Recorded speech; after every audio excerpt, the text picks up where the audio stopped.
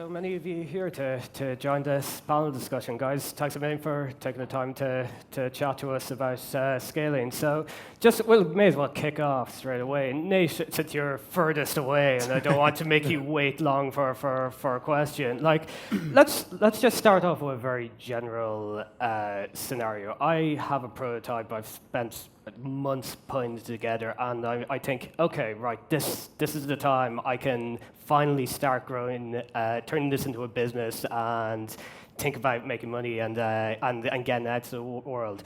I have this prototype. What happens next? Yeah, I mean, there's lots of roads that you can end up taking here, candidly. But hopefully, you've done a lot of your research, which is, if you've talked to your user base, I could tell you a really candid story where, I had invented a medical device.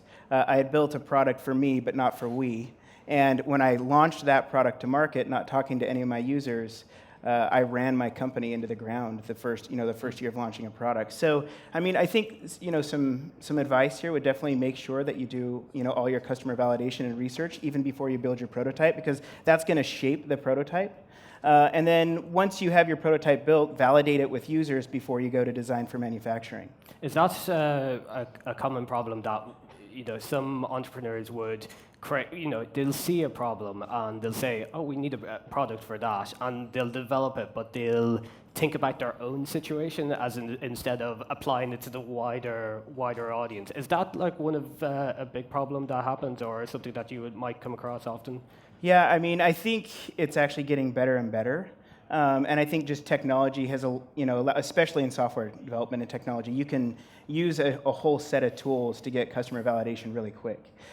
With hardware, that's a little bit different. If you have hardware and software integrated, you can get feedback relatively fast. But when it's just a hardware play, and people fall into those buckets from time to time. I think some of it is people, you've made a prototype, you only have one or two of them, and those prototypes are so precious to them, they're afraid to give them to customers. And they're worried they'll get broken, or they're worried that the customer might say something they don't like. And it's like this wound to them, and they need to get over it. It's something that entrepreneurs need to realize they have to go to their customers and show off what they're doing. It's their baby, so they want to protect it from the world. If you criticize it, you're wrong, we're right, that's it. Yeah. And Scott, actually, you're in a unique position in the sense that you've experienced life in terms of in the scaling side, from both your product with your time with iRobot and the Roomba, and your current role with Dragon Innovation, looking at helping startups scale up their own products. Do you notice many parallels between your own experience and those startups that you help out at the moment? Yeah, that's a great question, and it's such an exciting time to be in hardware. So when I started at iRobot back in the late 90s, there really were no other companies or small startups doing hardware. And for us, we had to do everything from scratch. So if we wanted to do something as simple as spin a motor, we had to not only write the code for that, but make the H-bridge and figure out what transistors to order, send it out, bring it back, and debug it. And that'd take about 3 weeks just to get a motor spinning. But today, if you look at it, using Arduino, my son and I can spin motors in like 10 minutes, and we don't need to know anything. So in some ways, it's a totally different experience. But in other ways, looking at the customers we work with at Dragon and sort of our own experience doing hardware at iRobot, there's a lot of parallels that in our world, there's always cost, quality, and schedule. And living in consumer electronics, you have to manage all of those. Some people say you can pick two. You really actually have to handle all three of them if you want to succeed. So by being able to see around corners and understand the impact of the early decisions you make on the long-term health of your business and get those things right up front is absolutely critical. And we kind of stumbled around and somehow got lucky and figured it out at iRobot. Today, the stakes are so much higher. There's so much competition. There's so many companies in a great way doing hardware that if you can figure that stuff out early, you can really set yourself up to succeed. And as awesome as hardware is, it's incredibly unforgiving. So a lot of people talk about failure being good, and I remember all the lessons I failed at, but ultimately the goal is to succeed, and getting that stuff right that you can early will definitely help lay the tracks to succeeding later. And especially now in comparison to 5-10 years ago, there are a number of other routes that you can take to scale a product or to get it developed in the first place. Either join up with an organization like yourself, crowdfunding, investors. There are various other ways to go the same direction, basically. So is it a case that the stakes are higher, but at the same time the barriers to entry, they've reduced immensely, as you mentioned there? Oh, absolutely. So when we think of the hardware revolution, which I'd say is maybe 5 years old, and as we all know, things have been incredibly democratized. We really break it into 2 phases. Phase 1 is going from the idea to the prototype, and that's gotten definitely much easier with 3D printing, Arduino, Raspberry Pi, GitHub, and all these great ways to share and learn. Where we see the next frontier and where we're really excited at Dragon and at Bolt is how do you go from a working prototype to high volume production? And again, this is just one piece of the puzzle. There's retail, there's fundraising, there's logistics. Like hardware is so interesting in that it's so multifaceted. But where we are really focused is making that journey much more easier and transparent, and providing the tools to let great companies get from prototype to production in a seamless way. And Brady, you're with Highway 1, which also helps a number of startups at an accelerator. I can probably guess why you would choose different startups, why you would take them under your wing. But just to begin, how many applications would you get from different startups wanting to apply to Highway 1? It's been going up, so we're on our 5th batch. We've had 58 companies go through, 150 founders. NavD, a heads-up display for cars, is one. Q, that does at-home medical diagnostics, is another. But for our last batch, we had 350 applications for 12 spots. Right, so And competition is a bit high. Yeah. When we're picking companies, we look at the team first and foremost, because the product may change, market conditions may change, but it's the team that you have to count on. And I really view hardware as a means of deploying software. So the team has to have really come up with something novel, something that's going to build data, build value beyond the hardware that they're initially shipping. Like when I look at Glowforge, the 3D laser printer that just raised $30 million in crowdfunding in the last couple of weeks, I see a product that right now is just light years ahead of the competition. Nobody else has a camera inside their laser printer. Nobody else is going to make it as easy to use. But over time, those features will be copied, and the price will go down on the hardware. And so what the Glowforge team is going to have to do is build up a services business and a content business at the same time. And that's exactly what MakerBot was doing. As it was making better 3D printers, it was also building out Thingiverse. And this is a machine and hardware stage, but is that something that, and something for everyone to kind of jump in here, is that something that startups might neglect to think about, that although they're so focused on the product, they don't think about everything else around it? So like sales, advertising, customer service, those things. Are those the common things that would trip up, or is that like something you would see quite often?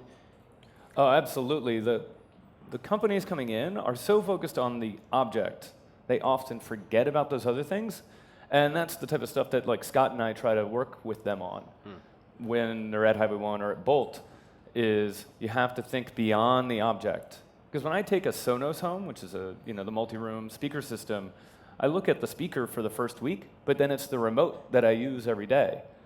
If I take the new Narrative home, I'm going to love having it on my jacket, but then after a while, what's really going to matter is the software for dealing with the thousands of photos I take every day, and that's what we were just chatting about backstage.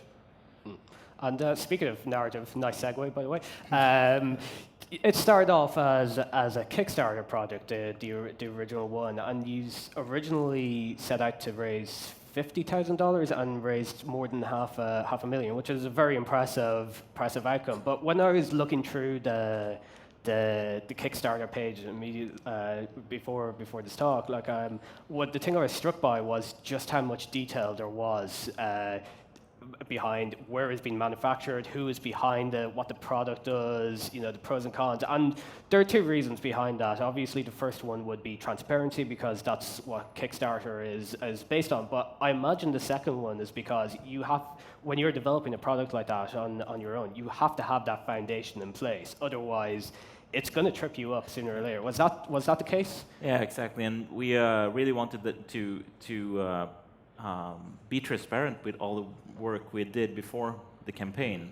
And I think it was both setting up all that in the supply chain, but also something that many companies or projects launching on Kickstarter and Indiegogo forget is the huge preparations that need to go into the campaign before you launch.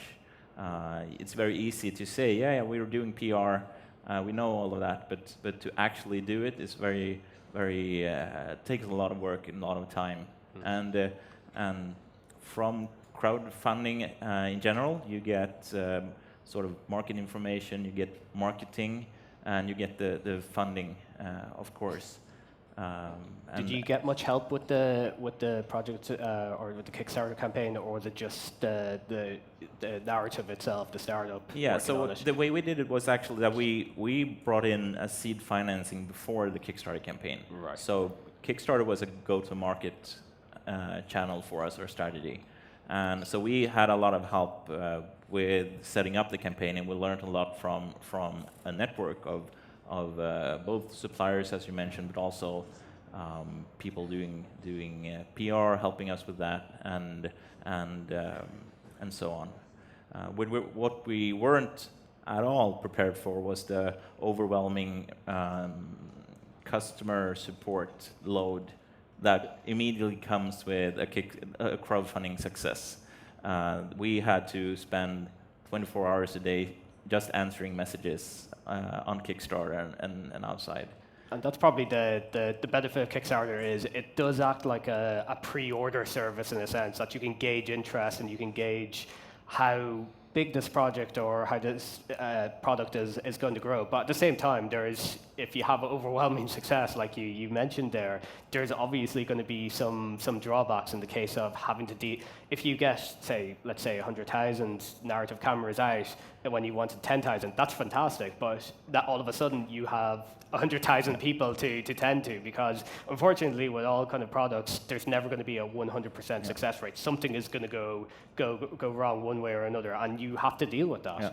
So we get a lot of requests to. I do like Skype calls with some companies that are going to do hardware on Kickstarter or afterwards, and there are sort of three different problems that they're dealing with. Either they are doing preparations and don't know how to set it up, or they are in a campaign that it didn't take off as good as they wanted. And basically, when you're there, it's too late to change anything. But then the third one, which I had a call like that just a week ago. How do you handle customer support when it becomes overwhelming for the team? Because communication is really key to keep the value in the community and keep a good spirit. So I guess it brings up the question, like how early should you think about these issues when you're developing your product? Like, should you be thinking about when you're putting the prototype together, or should you wait for a little bit, like to have the foundation in place first before you think about it? Is there a happy medium that you can strike at all? Well, I think some of the things that he's really striking on here is you're going to have to find a point in time, and when you're a startup, you're accelerating so fast, but you really have to pump the brakes and really define a strategy about how you're going to deliver it. And honestly, it comes back with who you're aligned around. Like if it's whatever user base it is, where you think you're going to have the most impact, you really need to align a lot of strategic initiatives and get everyone kind of aligned with that thinking. Just kind of hearing some of the customer service, pains that you guys saw. I mean, I don't know what type of preparation was, involved early on in that, but, for myself, I knew that, it was kind of ready, fire, aim. I wasn't thinking about all of these different attributes that were going to happen to me. They just happened to me after I had already made all the decisions. And, word of caution just to make sure you sit down with your team and, you plan for what you think the outcome is going to be. It's going to change, but that's part of it. You know, something that we've learned from the film industry is when they go to Kickstarter, they raise a little money for the trailer. Then they raise a little money for distribution. Then they raise a little money for the festival. And they slowly build up their community. So what our hardware companies have started doing is small constrained Kickstarters. We call them Kickstarter betas. So Fishbid is making kind of a nest for aquariums. And it's a pretty high-end product. So they produced 30. And it was really hard for them. They built it by hand, but they delivered it to their customers on time. Now they're gathering data. And when they go out in the next couple of months and do like a real Kickstarter, they'll have customer validation, they'll have data so the product will be better, and they know that when they actually ship the hardware, it's stuff that customers actually want. And so I think we're going to see more of those. However, founders have to get over their ego of having like the big blowout Kickstarter and realize that they need to ship incrementally and treat hardware more like software and iterate before assuming everyone's going to love what they do. Yeah. And I mean, that's good. Yeah, just to add to that, you have the perception when you go into a campaign that you will have a dialogue with your customers on Kickstarter, and you will be able to just change the product if there's something people are not happy about. As it turns out, there's something each and everyone is not happy about, and you get points on all over, and it's very hard to, once the product is launched like that, to actually change any aspect of it, because everybody has something they're happy about and something they're not happy about. So you actually need to do the validation before you do the big Kickstarter launch. I think that's a very good idea. Yeah, and preparation is absolutely critical. We find that it's such a new paradigm that you're selling before you've built it. So it's possible today, as we were talking about, to build a beautiful working prototype and then assume that that can scale to high volume manufacturing. And the problem is if you don't understand really how much money you need from a deep dive in the cost of goods sold or the tooling, which most people don't account for, the giant steel tools that will ultimately make your product, or the schedule. So from where you are now, when are you actually going to be able to deliver the things, that it's possible to get the backers all excited about the thing you've built, and then if you're a year late or you're losing money with every product you build, it's really hard to recover from that. Yeah.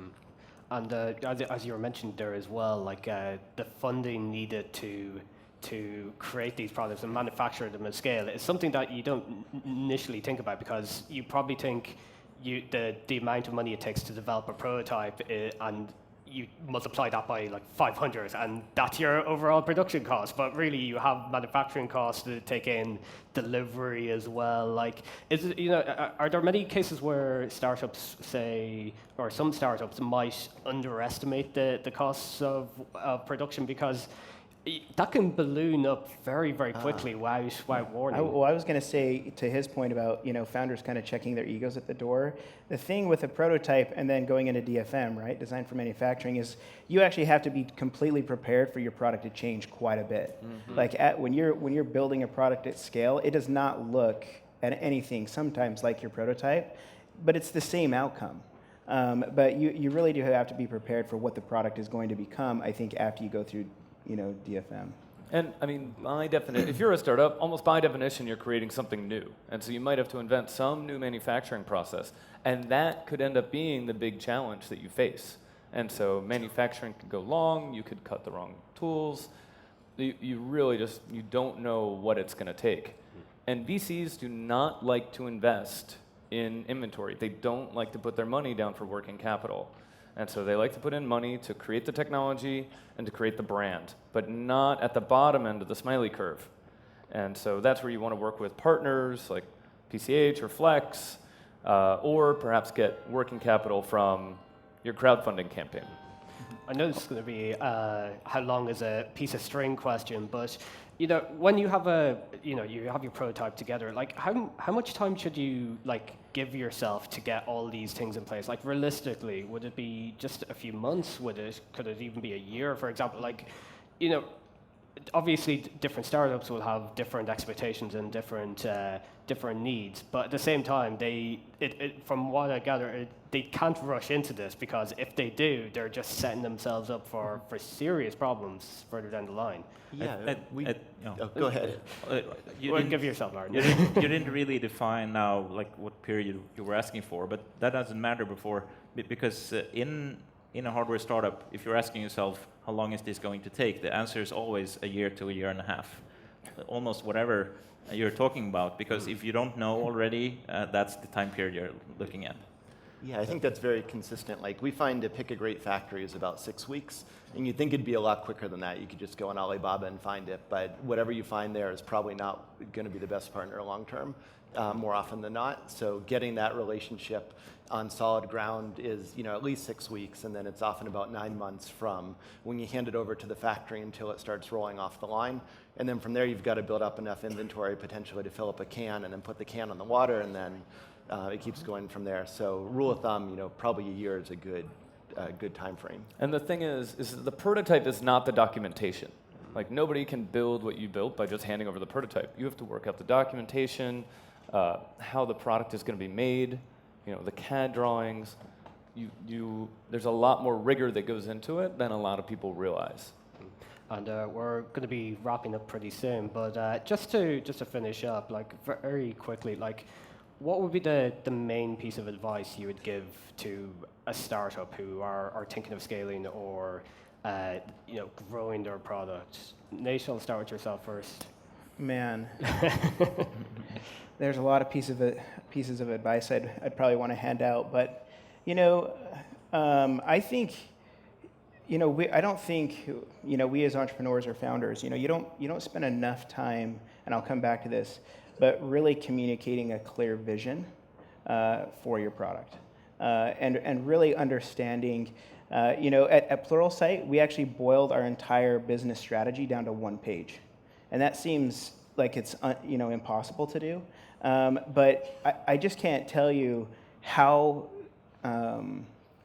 clear that made our vision and the implementation of that vision for the rest of the employees about how we're going to go execute our strategy. All the way down to everyone that's in the middle, of doing daily work. It just has really helped drive a lot of clarity. So, I mean, the advice would definitely be try and shape, a really clear vision down to 1 page at the end of the day. Cool. Yeah. Realizing we're short on time, the one thing I'd impart is think a lot about quality. There's cost, quality, and schedule. Cost is obvious, schedule is obvious. Quality is the unsung hero. If you don't get that right, you'll bankrupt your company. Right. And sticking with the pithy statements, validate before crowdfunding. If it hasn't been in a customer's hands and they aren't happy, you should not go to Kickstarter. For me, it's build a really simple supply chain. You can easily be layers upon layers hidden for you, but have direct access to the factory because problems going to happen. You need to solve them. And we'll wrap it up there. Nate, Scott, Brady, Martin, thanks a million for your time, and thank you for your time as well. Thank you. Thank you.